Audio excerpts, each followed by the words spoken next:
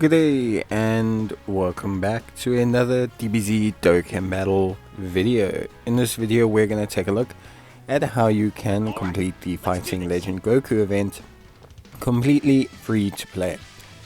So basically, been doing the free to play challenge, and for the most part we've been doing the original Super Battle Road stages.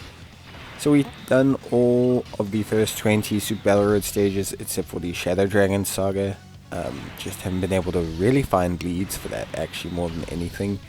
So I will be attempting to get that one out as soon as possible.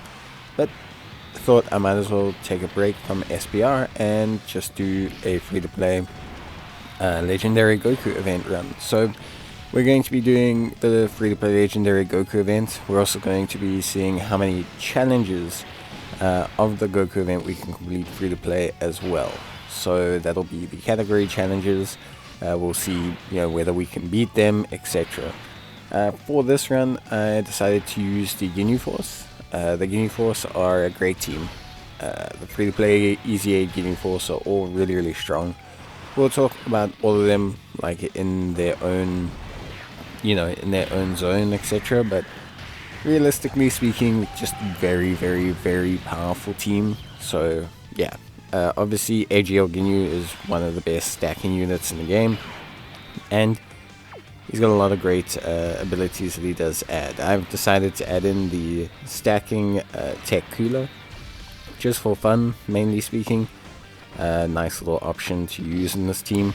But yeah, we'll see how many different team challenges we can complete. I think that'll also be fun to do with the LGE, rather than like just doing how to beat it. But for now we'll just cover how to beat it free to play. It's pretty easy nowadays. Back when the Fighting Legend Goku event came out, it was the hardest event in the game, but it was also the introduction of I think longer form content. In SBR most battles run 4 to 5 turns, and I think the Fighting Legend Goku event was really the first event where your events ran longer than this 4 to 5 turn period. So even though SBR obviously is technically longer because you're doing multiple fights of 4 to 5 turns, the LG or the Legendary Goku event was the first event really where this kind of like, how can I say, premise of events taking 7, 8, 9, 10, 11, 12, 13 turns really kind of began being a very obvious thing. It had happened before. Some people had come up with strategies. I think there were like the minus 40% attack leads and stuff for SBR and for certain stages and for Dokkan events. Like there's been historically long strategies, but I think this is the first, or was the first event whereby the actual game mode was designed to be incredibly long. And yeah, it was really challenging at the time. Obviously, using some support items was very much part of it. But also stacking became such a big mechanic with this. All of a sudden, every unit that had stacking was immediately a good thing. And it still is. Nowadays, people still really prefer indefinite stacking over not stacking for a long period of time. And it's because of this event. It's because long form content has now become a thing. People like the idea of a unit consistently getting better to keep up with the continual strengthening of each phase. It just feels like the curve of difficulty is a lot easier to handle in that sense. So yeah, it was a pretty big moment, I think, for a lot of people, or a pretty big change in the game's direction and mechanics and the way that it worked. So yeah, it was pretty interesting. Obviously nowadays, as I mentioned, it's not the hardest game mode anymore. Back in the day, it was incredibly tough. MUI Goku really kind of gave people a huge kind of dilemma. I think people were, terrified of MUI Goku, and they were really terrified of UI Goku. So yeah, it was very interesting back in the day. But overall, I think nowadays it's obviously kind of gone down in difficulty. To replace it, we've had the Fighting Legend Goku GT edition, we've had the Fighting Legend Vegeta edition. So, yeah, it's kind of like the first couple SBR. It's kind of like not resigned to history, but it's basically a kind of build-up event now. It's to give you a taste of hard and long-form content, more so than being the hardest long-form content in the game. But it's really cool still. I think it's still a lot of fun. I think even if you're someone who hasn't done it in a while, like me, it can still be quite a fun event. It's always nice to bring units and let them stack and just kind of have a go and really see how refined you can get things to go. One nice thing about longer events like this is you can kind of get into, really building pairings and teams and seeing how they go. Whereas sometimes you can't really do that in the shorter events. It's a lot more of a snap management decision, like a reactionary thing, like I'm going to move this unit here because he's going to have a better time in this instance against this boss, rather than just kind of slowly tactically planning where units are going to come into play, like in this tech phase, for example, bringing your int units into the fold so that they can take a moment to shine, pushing your AGL units off.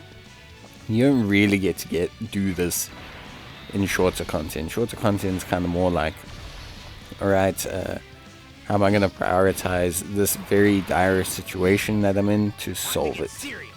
But yeah, overall, still a really, really, really good event, and nowadays pretty easy to do free to play. We're rocking the full Ginyu Force team with a little bit of a sprinkling of tech cooler. You could rock a full Ginyu Force team, it's really not that big an issue. But yeah, basically a pretty simple kind of premise here. I think for me, at least for the most part, the Ginyu Force team, the free-to-play one I'm talking about, not the one with Captain Ginyu, is very strong. Obviously, it's got that double LR EZA, it's got a great leader skill and 130% of tech Ginyu and 120% of physical Ginyu. So that's relatively high for free-to-play units. Like free-to-play units that generally have super high leader skills. This for Krillin with Earthlings, but I think he was the only Earthlings leader. I think he still is the only Earthlings leader. So yeah, obviously, how can I say, the Ginyu Force team I think is exceptional for a free-to-play team. It's got some great components to take on this stage. You've got units like the AG Alberta, who's a really good unit. He's like able to stack his defense, which helps him out a lot. But he's also got that evasion that you can kind of implement. Then you've got the Tech Ginyu, who does a great job as well, doing some pretty good damage and just being an all-round pretty good option for being a support in this team. Then we have the AGL Ginyu, who's a friend lead. He can stack really, really quickly, and he's also got his heal mechanic. He's got the transformation. He's going to be a huge damage dealer, so he's an incredible option as well. Alongside him, you can run the physical Ginyu, use a Grain, similar to the Tech Ginyu, just a great, great, great support unit. So no real issues there. And then just to sprinkle it around, decided to run the Int Final Form Frieza. He's a great option because his guard is always active against Goku units, and when his guard is active he takes 50% reduced damage.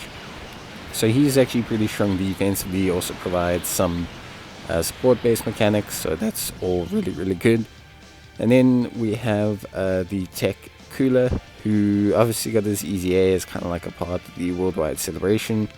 And he stacks defense, which is always nice, and just generally acts as a pretty tanky boy. And then alongside that, we also have the Strength, Jace. Strength Jace is just a really good option. Another kind of support type unit, but his ability to 4C super attacks is really strong. And he also triggers part of Ginyu's passive, which allows him to 4C super attacks when Jace is on the team. So that's obviously super duper helpful. as well. So you've got like a very good synergistic approach with using the friend lead and trying to maximize them. Now, it's not that you have to maximize the friend lead, but because the friend lead is AGL Ginyu and AGL Ginyu is just so very strong, it is something I would suggest, at least. Also, just a kindly reminder that you do have the evasion capabilities of UI and MUI Goku. It can be slightly irritating to take on these units with such high levels, I want to say, of evasion. It's not like they're going to evade everything, but as you can see there, they can evade quite a bit. So it's frustrating, but it's not something that you need to get too upset about. Just obviously hope that your units land and you should be fine. There's no real weakness with this team. This team will easily no item run this stage really without much fail. Like I said, the scaling of this event has not gone out the window, but is obviously a bit further back in the spectrum of Dokkan. So yeah, it's really not such a big issue overall. I think, at least for me, I don't think it's such a big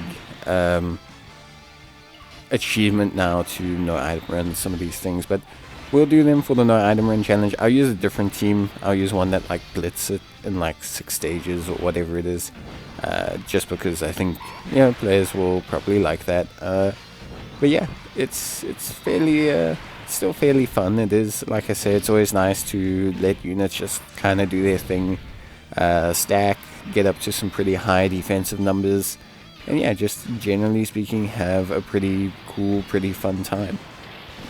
Like I say, it's not always for everyone. Some people don't like long form events, which I understand. Some people do.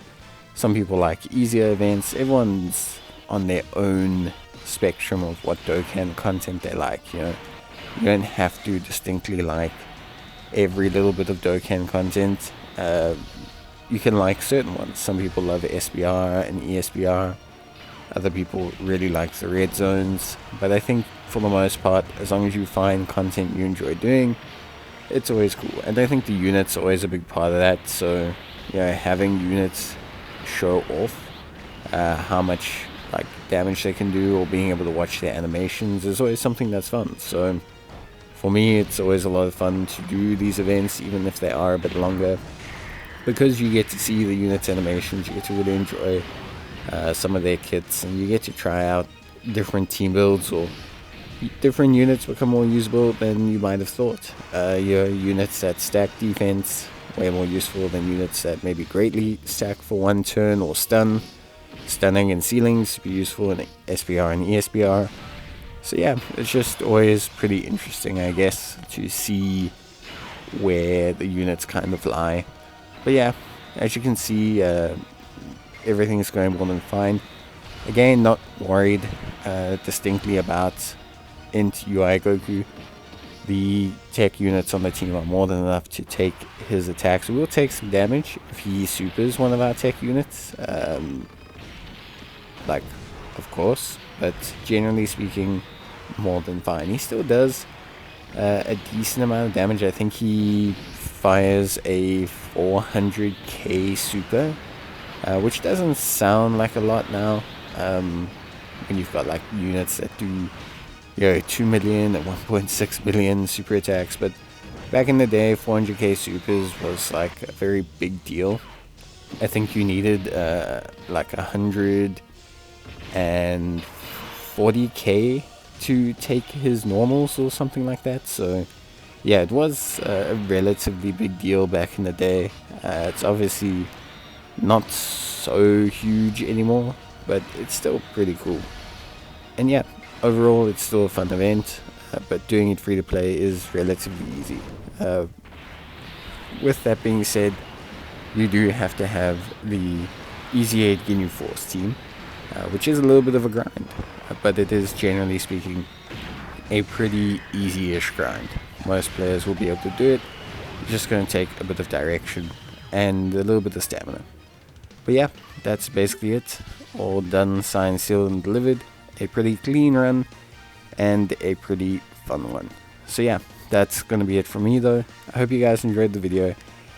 We'll be doing a couple of the Fighting Legend Goku challenges free to play, and then we'll switch back to SBR for the next 10 stages, and then we'll start with the ESBR, and then we'll do Fighting Legend GT, and yeah, we'll just keep going with what we can do. But cool, bye.